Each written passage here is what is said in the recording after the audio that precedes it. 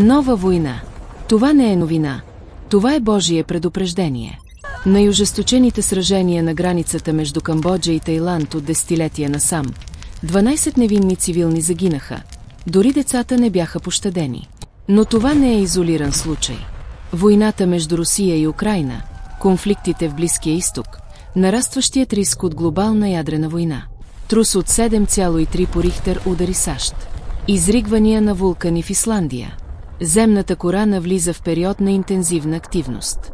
Бедствията се умножават, броят на загиналите непрекъснато расте. Времето за покаяние изтича. Бог казва: ще унищожа тази епоха, ще я трансформирам в моето царство и ще живея и ще се наслаждавам във вечността с хората, които обичам. Тези нечисти неща не трябва да предполагат, че те могат да останат в моето царство. Всички, които живеят в грях и не се покаят, ще загинат в този свят. Но онези, които обичат Бога, ще бъдат запазени и ще влязат в новото небе и новата земя. Ако желаеш да се покаеш и приемеш Божията милост и спасение, напиши амин и натисни месенджер.